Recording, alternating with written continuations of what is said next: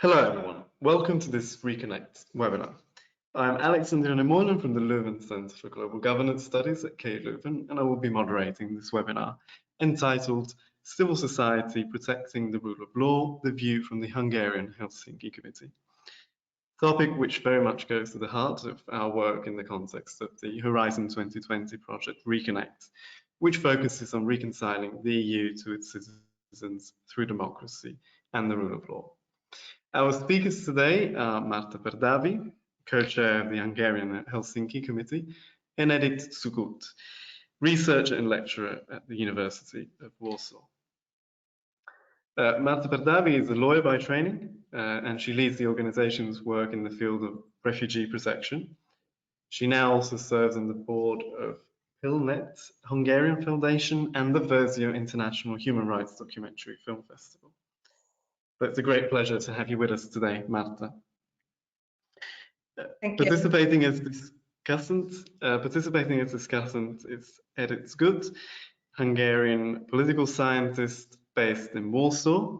She's a guest lecturer at the University of Warsaw and a PhD student at the Polish Academy of Sciences, where her main field of research is democratic backsliding in Hungary and Poland and the constraining role of the EU.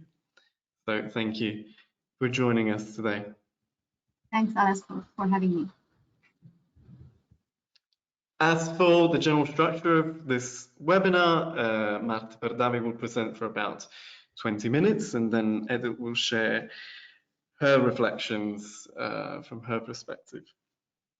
And then Márta will have the opportunity to reply. During the presentations, as always, you may send to me your questions via the webinar chat box, which you can access from the control panel. After the presentations, I will bring your thoughts and questions into the discussion and allow our speakers to respond. It's my pleasure now to give the floor to our speaker, Márta Pardavi. We very much look forward to your presentation. You have the floor. Thank you very much, Alex, and thank you very much for the invitation to take part in this webinar. It's a really great opportunity for human rights organizations, colleague to be involved in an opportunity to speak with a lot of academics and to take part in what is a really important project for our work in Hungary too. Now, I've been asked to talk to you about basically the view from the ground, and this is what I intend to do, to give you a historical, very brief overview of how a Hungarian human rights organization can take part in the broader discussions about where is the European Union in protecting the rule of law within the EU. This has been going on for quite a while, and being from Hungary, this is something that we've not only observed, but also have been very much participants and subjects to ever since the whole discussion started in 2010. This is where I would put the starting point. Now, the Hungarian Helsinki Committee is a human rights organization. We're based in Budapest in Hungary, and it was founded a little over 30 years ago in 1989. We have a staff of about 35 individuals, mostly lawyers, but not only. And we have been for a very long time focused on refugee protection, criminal justice, equal treatment, and since 2010, a lot of our work goes into rule of law protection and also advocacy and litigation on civic space issues. It's not something that we had always had in our as a focus area. And looking back, maybe this is something that should have been addressed well before 2010. But when Mr. Orbán returned to power in 2010 in Hungary, and very soon the Hungarian government put forward a very broad series of proposals touching on the fundamental issues about democracy and rule of law, altering the system of checks and balances, and what we saw as weakening constitutional institutions, independent institutions that are mandated to act as controls on government power, we realized that it's time for us to really start focusing on this issue too. So early on, already in 2010, we realized that there's a lot of information that is missing and a lot of interest in what is going on in Hungary, both within Hungary and also beyond. And therefore, we got together with a group of organizations, non-governmental organizations that have been existing in Hungary, working on quite thematic issues of civil rights or anti-corruption. And we came together and started analyzing and reporting what is happening. And so early on from 2010, we put out a lot of information which was meant to provide up-to-date factual information from the ground to inform whoever is interested in what is happening in Hungary, but also with the aim of calling attention to what we already at that time in 2010 identified as backsliding on the rule of law.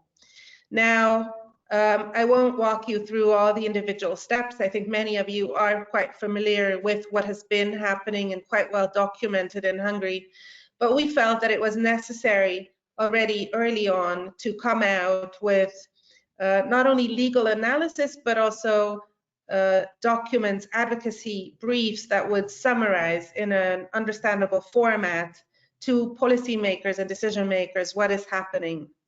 And so just to give you a little snapshot of the kind of work we did, here are two papers that are quite large or focused milestone documents. One we produced together with three other NGOs, the Hungarian Civil Liberties Union, the Ötvös Policy Institute, and Mérték, which is a media monitoring organization, that we already in 2014, when it came out, we entitled it Disrespect for European Values. When we focused on all the major issues, constitutional and legal changes that had been enacted in the first governmental term of 2010 to 2014. We continued documenting what was happening with a document that came out in 2017, which we titled An Illiberal State in the Heart of Europe. And as you can see on the screen, we've went through and identified the main building blocks of what Mr. Orban in 2014 already termed an illiberal democracy, an illiberal state. Something that has by 2017 not only raised interest, but triggered action from a lot of European actors. There's been, in preparation for this webinar, I went through all the documents that we had produced, and it's quite telling that from 2010 until about 2017, we can see how information was increasingly becoming available, also through the efforts of organizations like the Hungarian Helsinki Committee, but many other actors, and gradually, quite slowly, this information also culminated in action from European institutions. It was obviously not only the European Union that was paying attention and reacting to what was going on in Hungary, and I think it was quite the opposite. It was the Council of Europe, and certainly foremost the Venice Commission, that led the activities in this period.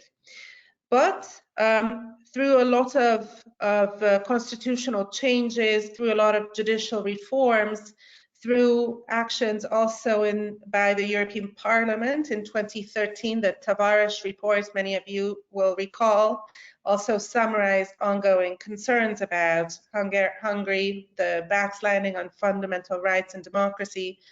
All these activities did not manage to address the overall alarmingly increasing concern about democratic backsliding in Hungary. And we tried also to trigger action from the European Commission. And it did take a while. I looked at the documents that we had produced, and it's quite obvious that while we had been drawing attention of the European Commission itself to specific legal changes that also impacted on compliance and respect for European Union law already in 2012, it took quite a while for the European Commission to take action and launch infringement procedures. There were two significant steps already taken in 2012. One was on the Hungarian Data Protection Commissioner's removal, and the other focused on the early retirement of judges. These infringement actions were extremely important and did, in fact, contribute to limiting the damage, but they were, as we all know by now, certainly not able to fully address and remedy an ongoing large comprehensive issue, a large comprehensive problem that encompassed far more than the piecemeal problems and infringement actions that the European Commission took. As things as events unfolded, there in 27, as you can see from the screen, the focus started to shine on what is happening to civil society in Hungary. Now, of course, I've skipped forward many years. I'm leaving out a lot of developments, but still, I think it is quite important to, from the point of view of a human rights organization, to focus in on these two specific phenomena, the narrative attacks and also the legal steps that had been taken against independent civil society organizations. The reason I focus on this, because this is something that we now know is a very strong building block of an illiberal populist narrative, of an illiberal populist political development. And it was very clearly evidenced in Hungary how the attack on civil society became a part and parcel of this kind of political regime. In 2015 and 16, Hungary, as many of the EU member states, was dominated by political debates and legislation, legislative steps, focusing on asylum and migration. But in 2017, early on, suddenly the focus was put on civil society.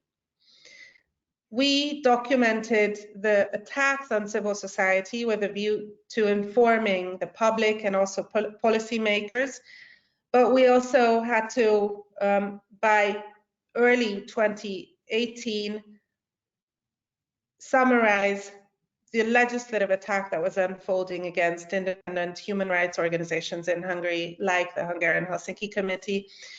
And we called attention of also the European Commission and the European Parliament to this growing phenomenon.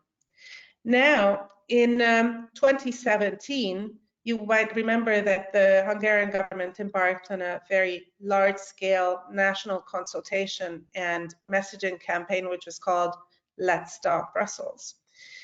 And this coincided with the attacks on civil society and also the Central European University.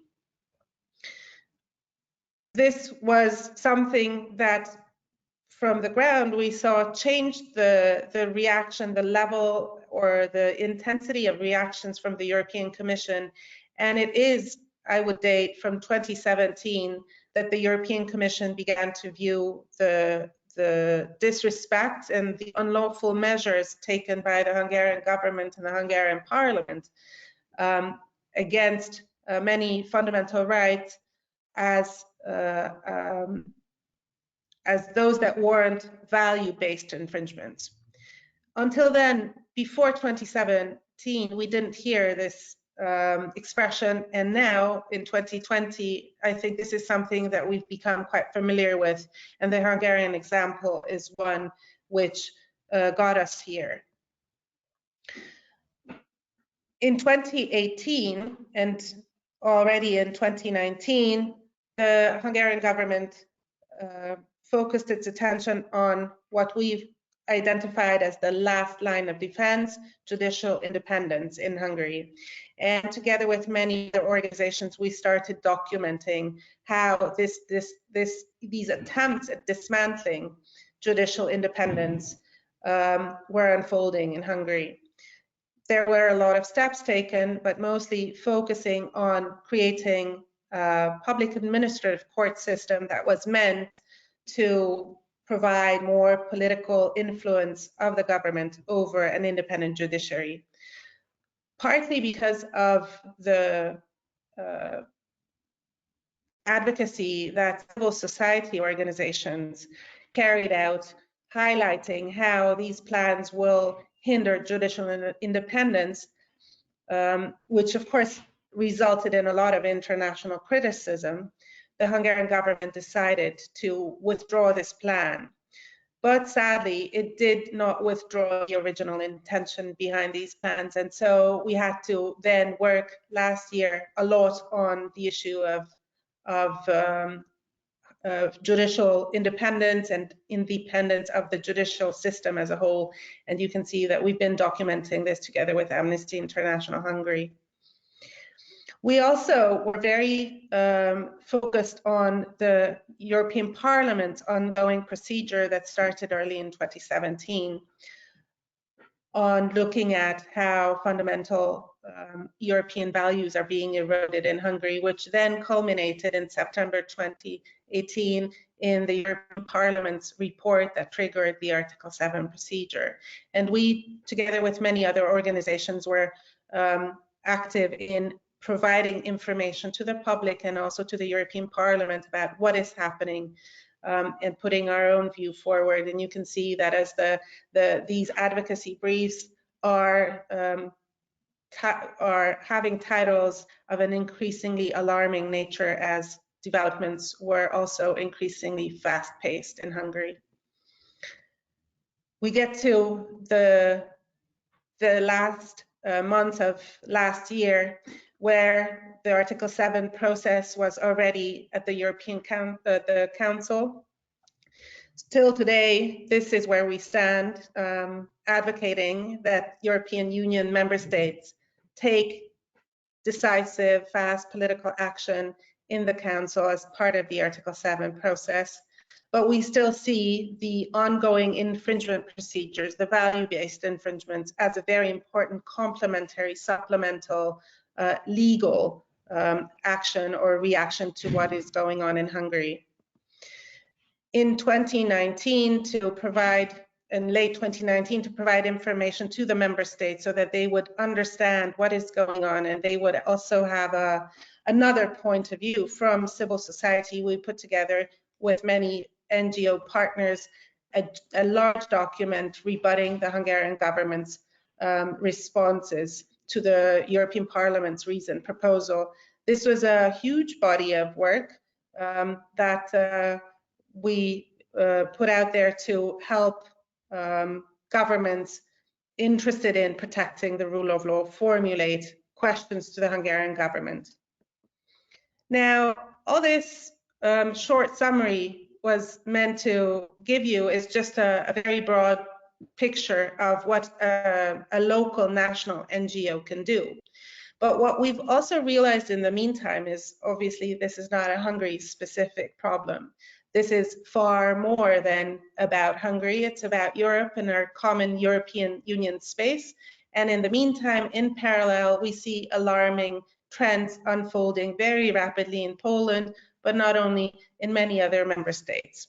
And so while we were doing and are carrying out a lot of activities at the national level and also vis-a-vis European Union institutions, we've also become more interested in making sure that civil society at the national level human rights organizations elsewhere too would have the ability, the capacity, and the interest in taking part in protecting rule of law, fundamental rights and democracy in the European Union. And this is how we've come up with a number of recommendations that I'd like to share with you now.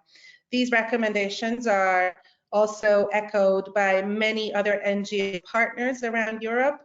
Many civil society organizations are focusing on this. And these specific recommendations, many of these have been developed in partnership with the Polish Helsinki Foundation for Human Rights, which we work very closely on.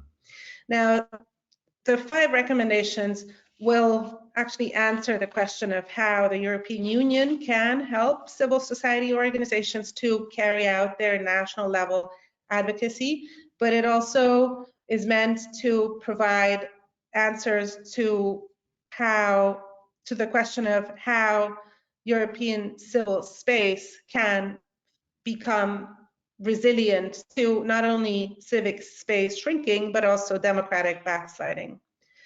The first recommendation is one that we have found out through our own work from an NGO sitting in Budapest. It was extremely difficult to find our way through the European labyrinth. Obviously, this is something that many other organizations are very well versed in, but for us, for many years, it was very difficult to know who is it that we should get in contact with. There was a lot of help along the way from Brussels-based large human rights organizations, but we really felt that it is imperative that all organizations, whether they are in Warsaw or in Bucharest or in Sofia or in Lisbon, should be able to navigate the European Union's institutions in a relatively easy manner. And so we think that establishing a civil society focal point in both the European Commission and the European Parliament would make the information exchange process far better and more effective, easier to navigate. The reason we need this is because there is a need for civil society from the national level to engage, particularly on human rights and rule of law issues. But it's not only on these issues. A lot of information would need to reach the European Commission and the European Parliament, and in our view, will be up to them to make sure that the relevant units, competent policy units, reach this information.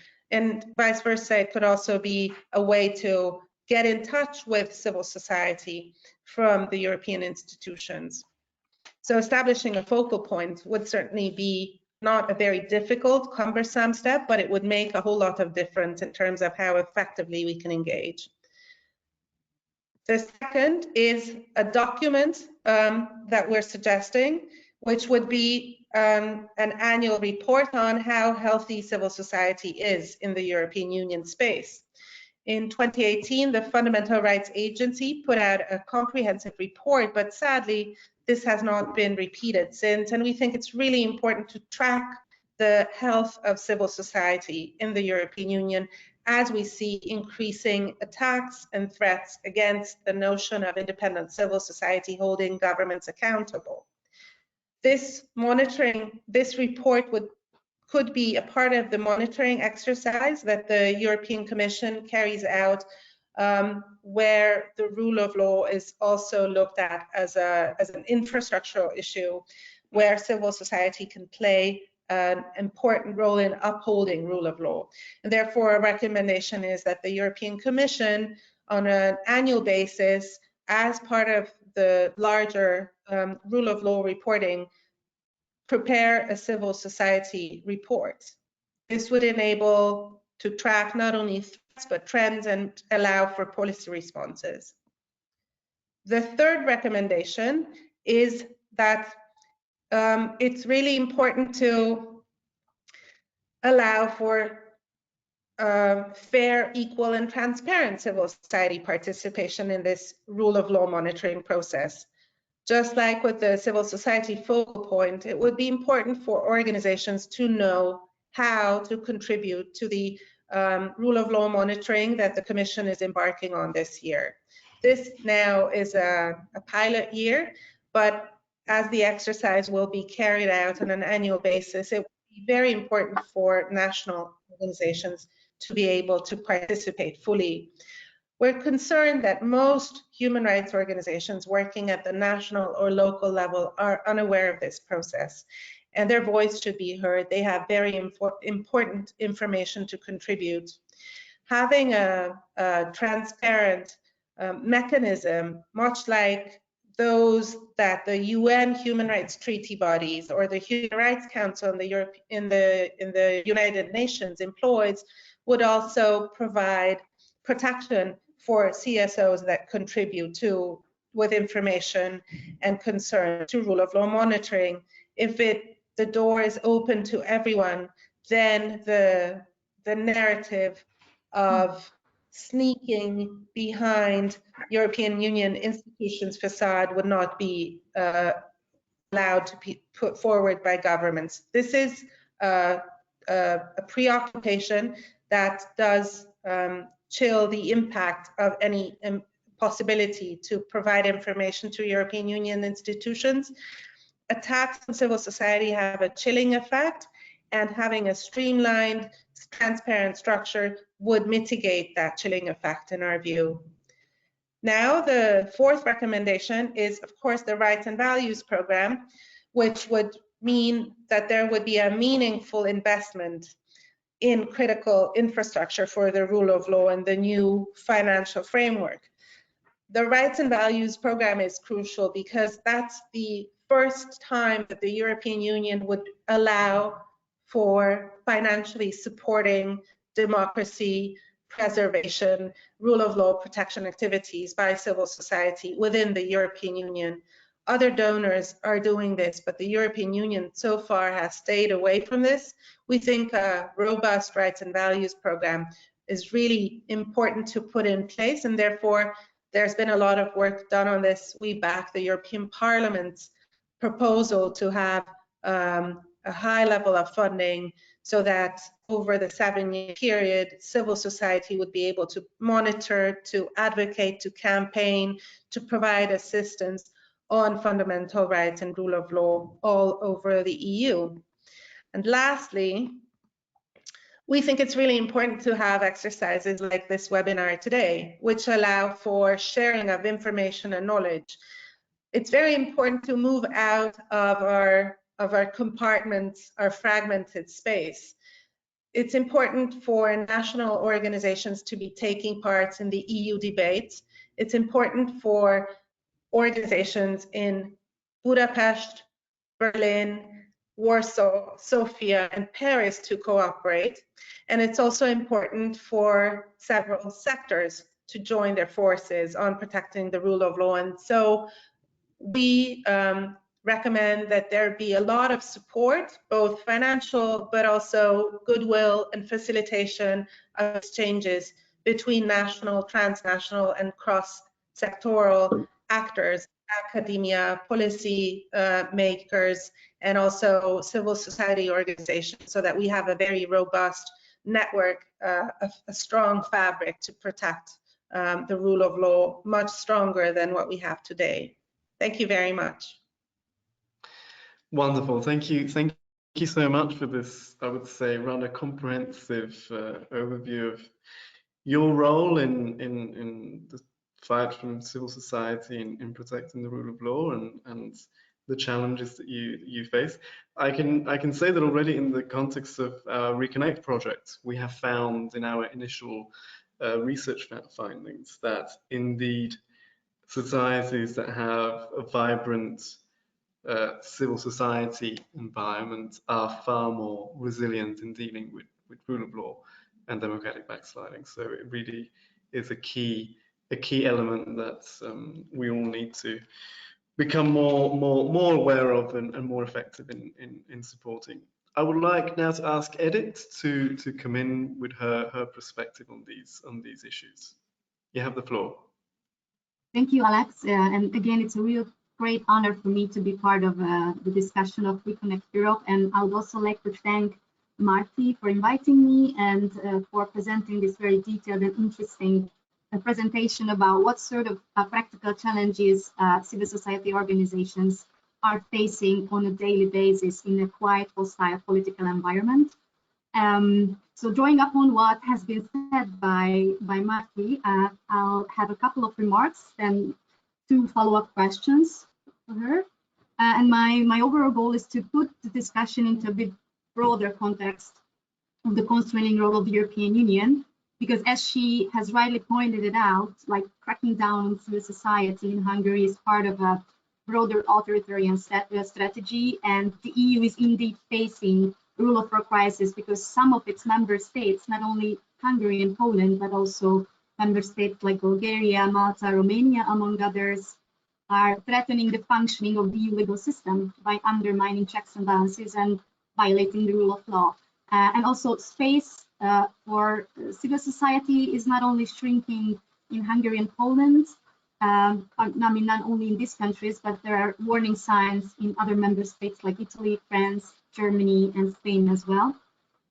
What makes Hungary unique in this regard in the European Union is that I think we can state fairly that it became a successful laboratory of competitive authoritarianism, and the Orbán regime has hollowed out democratic institutions of content and sidelined some of the key players by using state resources against dissidents, and rewrote the rules in order to create a very uneven political playing field.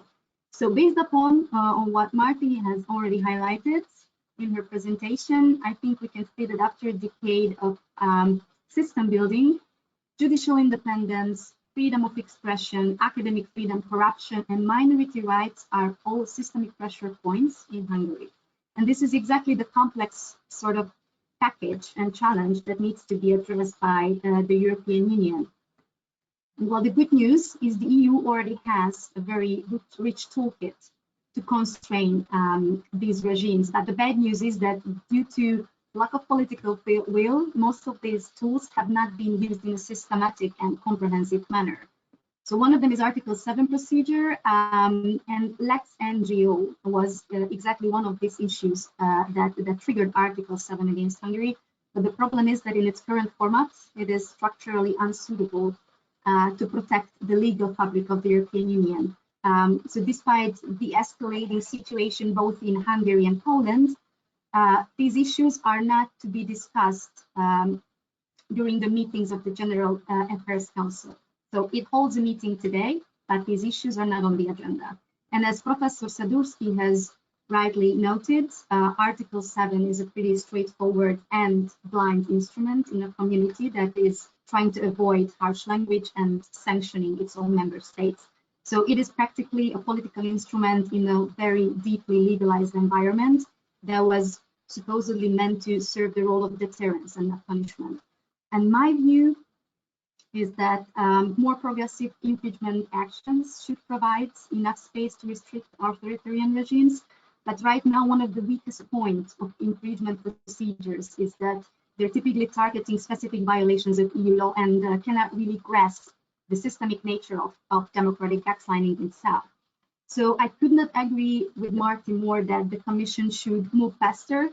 It should meet all challenges with infringement actions and without delay. So it has to change sort of the dynamics of these long-lasting infringement procedures that leave way too much room for system-transforming actions. Recently in her article, Professor Petra Bart has highlighted that it was a very positive development that the Commission decided to take Hungary, the Hungarian Lex NGO, to the European Court of Justice only 2 days after it got the Hungarian government's response, which shows some sort of silver lining that Brussels finally realized that the time is really on the side of those who are willing to undermine the rule of law. But in order to make the procedure even more effective, accelerated infringement actions with applications for interim measures should be systematically considered. Plus, European Court of Justice should also prioritize these infringement actions to prevent further harm done by national governments before their long-lasting rulings are being issued. So just to give a recent example, the Commission referred Hungary to the European Court of Justice in 2017 regarding Lex NGO, but the Advocate General provided the opinion only 3 years later. So in the meantime, what we have seen is that the space has been shrinking further. Hungarian NGOs have been criminalized with the Stop Soros legislative package. And secondly, the Commission must accept symbolic compliances and enforce a substantive substantive compliances with EU values, because the Hungarian Prime Minister is extremely successful at partially backtracking on some issues while constantly moving forward with other smaller steps. Like recently, when the Hungarian government backtracked on introducing, mentioned by Marty, an administrative court system because of most likely an infringement procedure might have been in the pipeline. But later in December, it introduced new measures that would further reduce judicial independence that was hidden in a lengthy omnibus bill. So most likely the Hungarian government will continue to use this winner formula like this. And the problem here is that the Commission is very cautious when it comes to cases where decisions are formally taken in accordance with national legislation and at the same time undermining democracy in substance. And last but not least, the Commission should employ more targeted legal arguments so that the European Court of Justice will have more space to interpret EU treaties in an effective manner. Regarding Lex NGO, the Advocate General, for instance, listed very important issues, highlighted important problems, but should have also highlighted the main threat posed by the law itself is that this silencing of NGOs and the chilling effect that was mentioned by Marty to discourage them from criticism. And speaking of new tools, political and legal tools, one of the most significant doctrinal innovation recently was that the Commission was intent to tie the EU funds to the respect of the rule of law, which had a also very strong anti-corruption angle, but this was bled out already during the budget negotiation sort of trade-off. But in my opinion, most importantly, the currently existing mechanisms should be used in a much more effective manner. So I basically agree with those scholars like Daniel Kellerman and Professor Chapela, who claim that EU already has a sufficient legal basis to suspend EU funds if the rule of law norms are systematically violated, just like the Common Provisions Regulation, but also, again, due to lack of political will, those have not been employed with regards to Hungary or Poland. So to wrap it up, my assessment is that the challenge is twofold.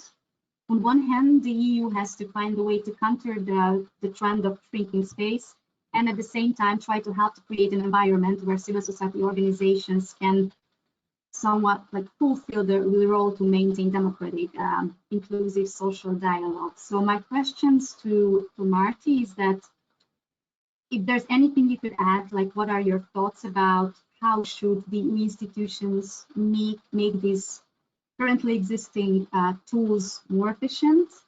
And the second one is referring to the Justice, Rights and Values program. I was wondering what is your assessment about how it's going to be distributed and what is going to be the amount of money that civil society organizations can rely on, because nothing is definite when it comes to how and when it's going to be when we will see details about it. Thank you.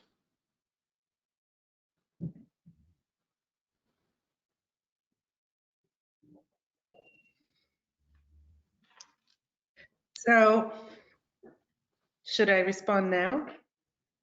Yes, go ahead, and then we can, after your reply, we can go on to the Q&A. So, Edith, thank you very much for these reflections and additional information. I think this is really important what you were highlighting. Your question, first one, was how could the European Union institutions become even more effective in their reactions or their actions? Now, what we have talked about in both of our remarks is the reactions, the responses, and certainly what we really need to think about is how could backsliding be prevented. And therefore, this is a big challenge that the Commission has now identified last summer in its communication from July, where it identified promotion and prevention as also equally important, not only responding to already ongoing and disrespect for values or transgressions of EU law. There is a lot of opportunity for promotion of European Union values. And beyond the Justice, Rights and Values program, I think we also have to see how in both Hungary and Poland, how important the symbolism of the European Parliament and the European Commission's and the Council's actions have been. There was a lot of concern that I've heard from European policymakers, from members of the European Parliament before the Article 7 vote happened. They were concerned whether this will, if the European Parliament would go ahead and trigger Article 7, whether that would decrease support for the European Union. And we have seen that this has not happened. In fact, the level of general support for European Union membership in Hungary and Poland is very high.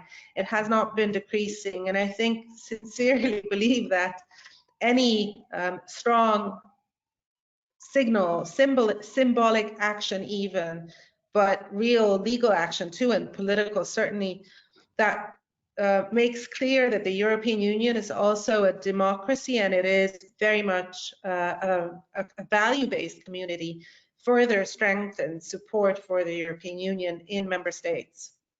So I think this kind of symbolic and political action is also very important, and we shouldn't underestimate the value of it. But of course, the promotion of EU values shouldn't be done purely by the European Union institutions. Those are far away, even though I think for a Hungarian, the European Parliament has come closer through the Article 7 process. People now, know the names of certain members of the European Parliament. They are more aware about the European People's Party and its role in furthering or maybe decreasing democratic backsliding in Hungary. So it brings Europe and the European political and institutional framework closer to the citizens. But obviously, the best placed actors for that are organizations and people here on the ground. So this is where EU support should go to: national level organizations, national level actors, local actors, to take part in promoting the discussion about democracy and rule of law. And so this is where the Rights and Values program comes in, and the question of distribution. And what we've seen, many actors with a lot of experience in grant making have also seen, is that EU funding is quite cumbersome to access. The Hungarian Helsinki Committee has for many years been applying, many times successfully, for European Union funds that are distributed by the European Commission itself. But this is a process that requires a lot of resources, a lot of expertise, and most small organizations won't have that expertise, and therefore they won't even apply. They will not consider submitting an application.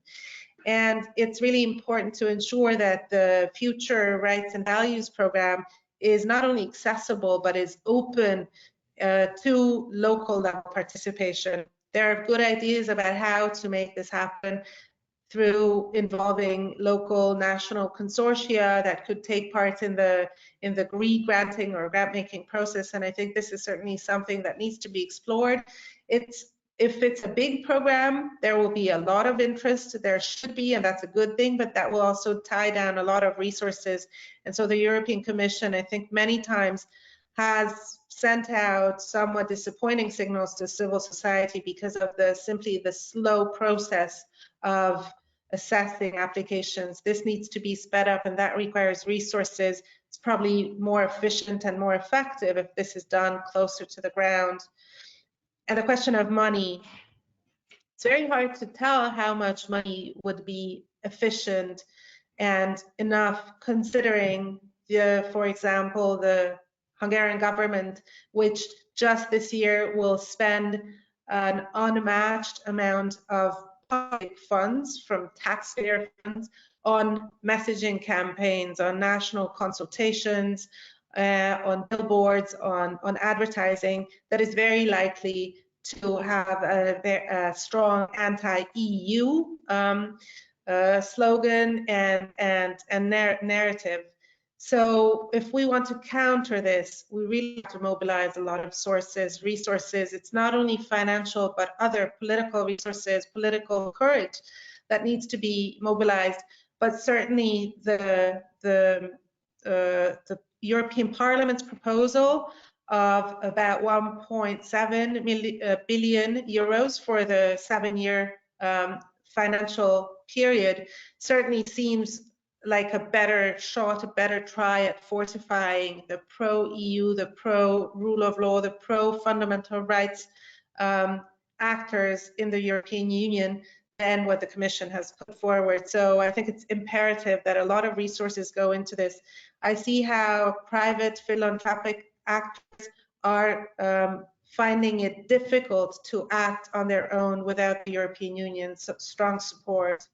And so it's in everybody's interest, but in the interest of even European member states themselves will be taking the decision eventually in the forthcoming months on the budget, that we have a strong, resilient, active civil society space that upholds democracy and can counter the very well-funded, well-resourced narratives that are attacking and weakening this space today.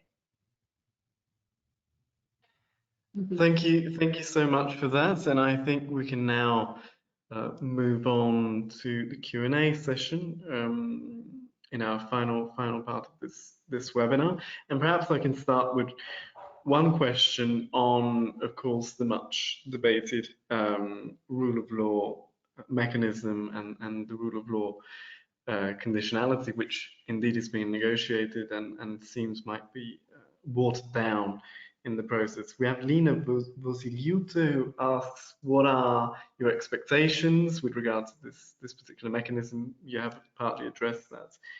But in particular, what would be an effective way for civil societies to engage with that, and what focal point would be most effective in allowing for that?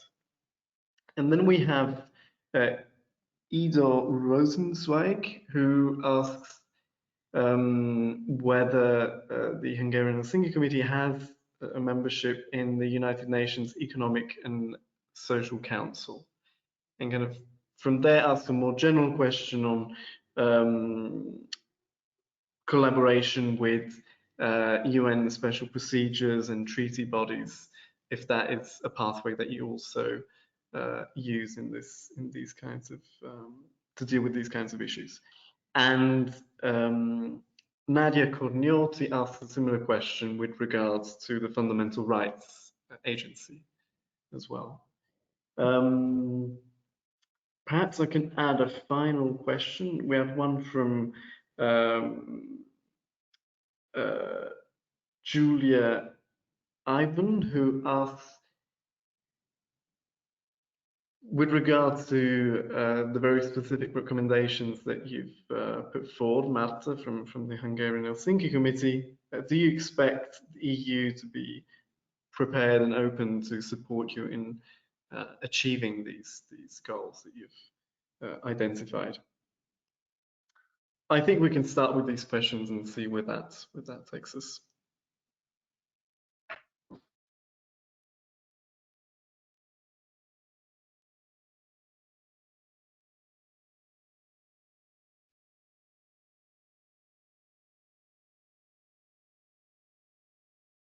Okay. Are you still with us, Márta? So yes. On rule of law conditionality, some of these questions are not theoretical at all. Yes, you hear me? Yes, yeah. Can you hear me? Yes. I can hear you too. Can you hear me, Alex? I can. I think we might have a slight connection issue.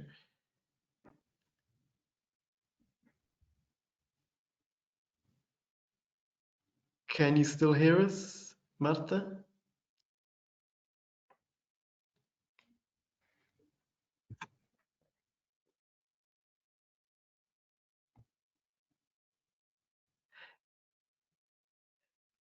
I don't know, Sorry. Edith, if you... Yes, it's just the connection is not ideal now. Oh, okay. So Yep. the first question on rule of law conditionality. Mm-hmm. It is extremely difficult for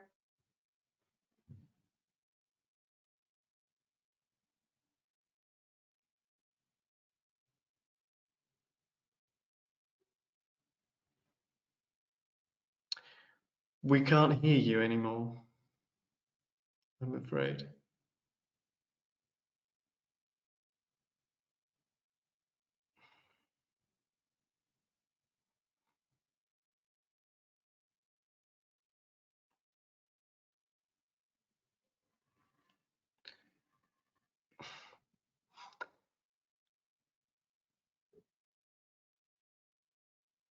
We can't hear you anymore.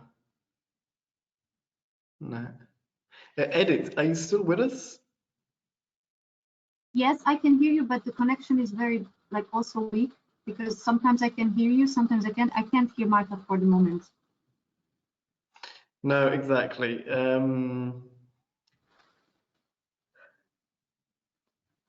Is there anything you would like to add, perhaps, in the time being, and let's see if we can find a solution for Marta's problem. Okay, so like very briefly about conditionality, I think it's a very legit demand to try to make the EU funds, the spending of EU funds more effective, and by trying to uphold the rule of law, especially from the perspective of Hungary, because when it comes to misused EU funds and systemic corruption issues, Hungary is one of the member states which is the most problematic, according to the OLAF reports and most of the international sort of corruption indexes. So while Hungary is one of the main beneficiaries of these EU funds, at the same time, the main target of systemic corruption is like this fund itself. So I think it's absolutely legit demand. The problematic part was that the contractual base of the original sort of recommendation of the Commission was a bit problematic compared, according to the legal opinion of the European Council. And there was a sort of a debate about it, how it should be dealt with. And most likely it's going to be dealt with within the multi-annual financial framework negotiation, even though legally it's not quite obvious how it should be dealt with. Can you still hear me? Yes, absolutely, yeah. Marta, disappeared. Are you still with us? Hello. Hello, you're back. Now we can see you. You're back. Yes. Because... I'm so sorry. The connection was interrupted for some reason.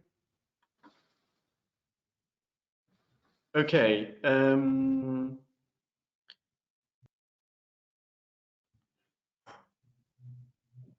If you want to go back to your reply, Marta, perhaps? Because we didn't hear a word, Marta, about what you said. We couldn't hear anything, unfortunately. And I would perhaps suggest that you switch off your webcam. Yes, I will.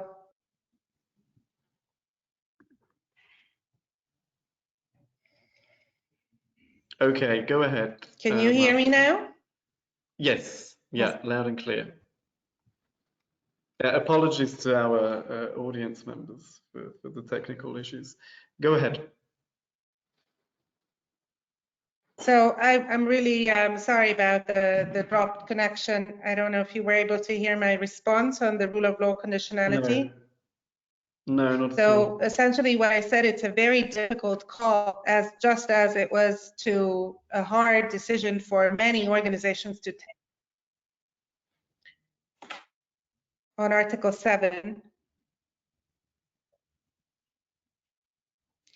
But finally, given how developments were happening in Hungary, we decided to both call for Article 7 to be triggered and also for rule of law conditionality.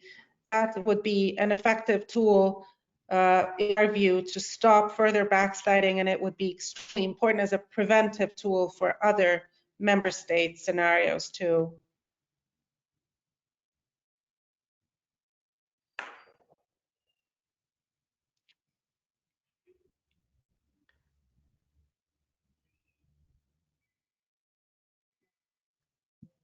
I think we can't hear you again. Marta, you still there? Yes, I am here. Maybe I try to fix this and Edith can answer. Yeah, so while you were a little bit muted, I started to talk about how legit the demand is to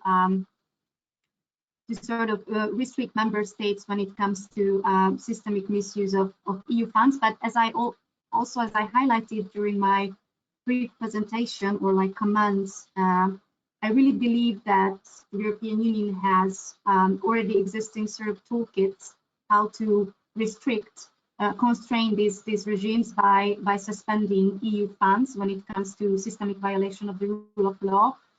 And one of them is, I mean, it's already accessible, doesn't even need to,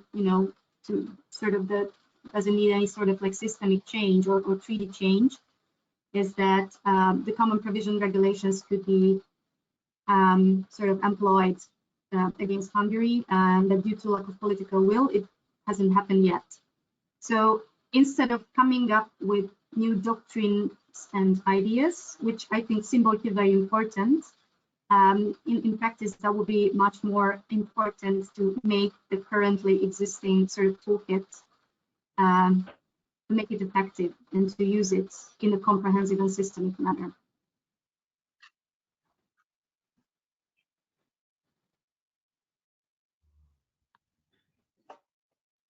Hello?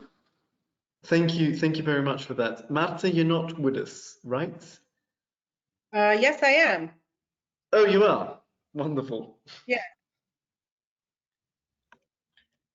Anything you would like to add? No, I'm happy to start with the next question about the UN treaty bodies and human rights mechanisms. So this is an avenue that the Hungarian Helsinki Committee has always used.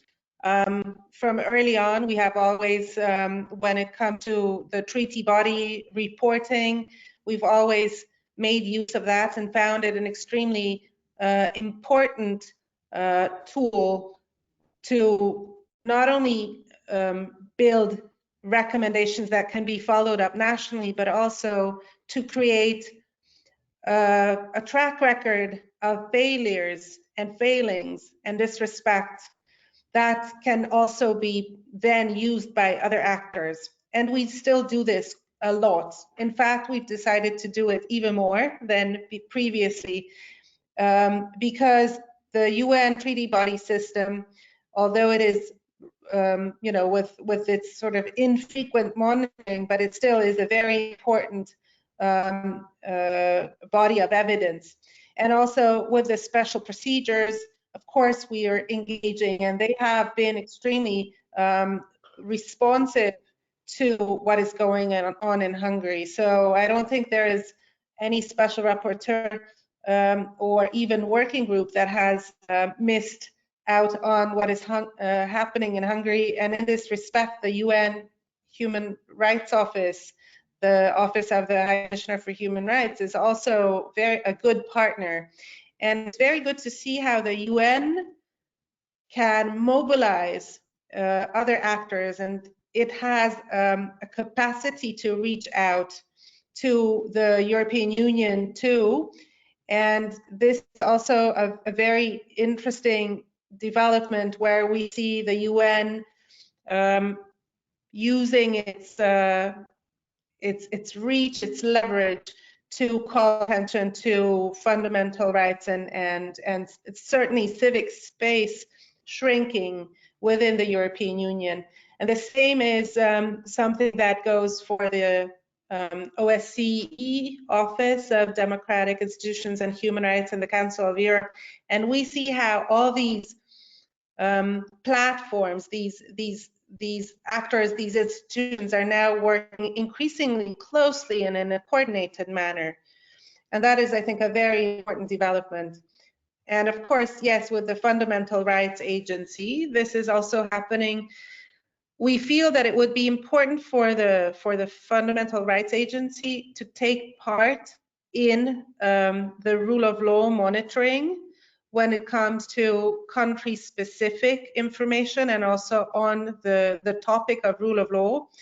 But this will probably require, as we understand, extra resources and also expansion of its mandate. And so it should be, the FRA should be there, but it's not really prepared to be there at the moment as much as civil society could and would like to rely on it. I think that it would be absolutely ready to perform this role, but it would require some changes.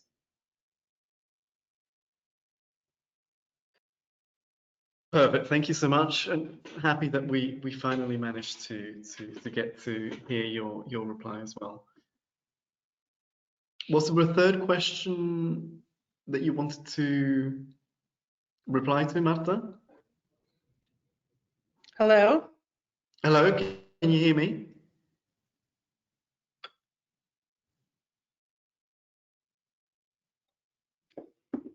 Are you still there?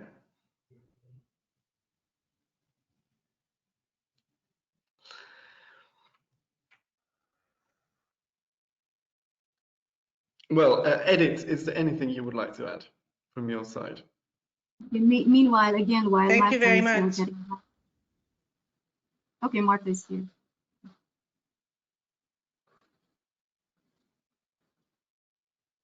Yeah, I think our technical issues are persisting, unfortunately. Yes.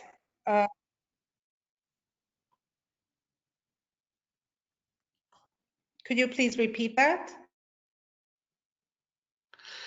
I think it was the question from Julia Ivan asking what your expectations were towards the openness to the EU to support you in achieving the goals or rather the aims and the recommendations that you listed.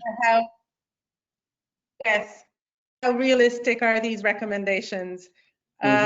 We've had a discussion about these recommendations already with many civil society actors and also some policymakers and people in the European Parliament and the European Commission in the past few weeks and months.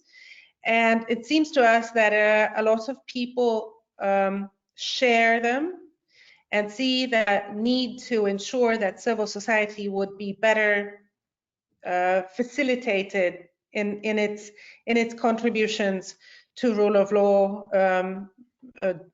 information and motion.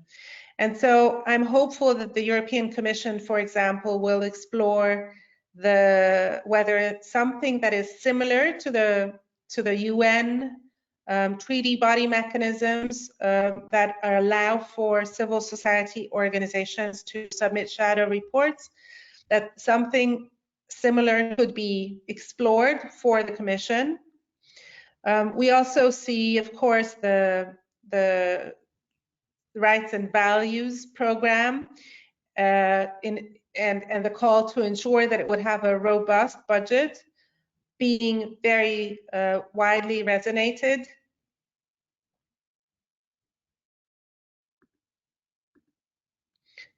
Just today, I saw that over 100 organizations have signed up on a call that is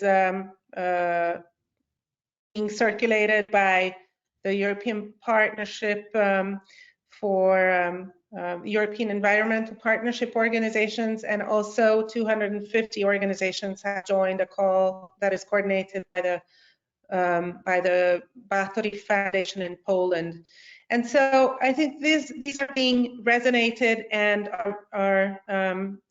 will certainly be translated, maybe not immediately, but hopefully soon, into action.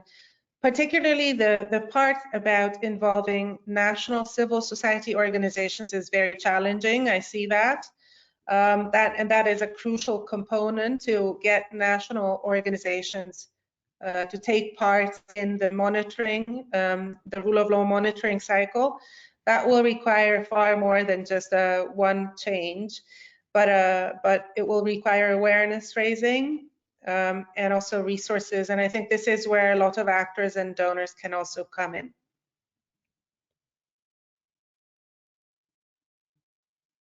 Thank you so much, Márta. We interrupted you earlier, Edith. Anything you would like to add? Very briefly. Okay, just to sum it up, I thought I would like to jump on the idea of, or the concept of, or the role of international bodies and like other actors when it comes to broader democratic backsliding.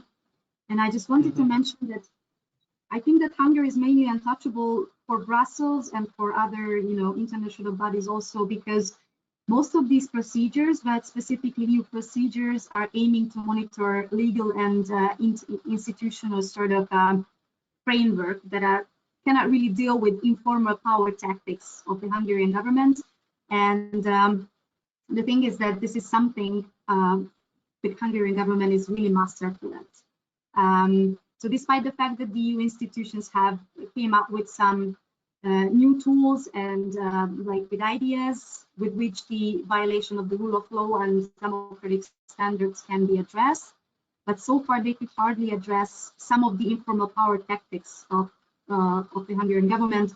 Just to give you a couple of examples, some grassroots organizations were highlighting like voter intimidations and coercive clientelism throughout elections, not to mention informal distribution of power. So one of the, for instance, one of the primary examples of this, the Hungarian government most likely was some sort of outsourcing state functions to extra constitutional organs, when private security men with undefinable status were obstructed a Hungarian oppositional MP to submit his referendum proposal in 2016.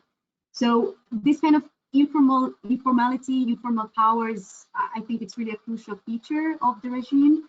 And most importantly, it is much more difficult for international observers to identify than former mechanisms of, sort of repression. And in order to identify these kind of approaches and tools especially throughout electoral procedure, like bodies such as ODIHR, OSCE, might also need to consider a much more robust methodological approach. There was this brilliant research conducted by Isabel Mars from Oxford University, and she recommended first and foremost that ODIHR throughout electoral monitoring missions should consider staying longer in the Hungarian countryside and have a much more robust methodological approach and experiment with list experimenting and so on and so forth. Otherwise, it will be impossible to address these issues.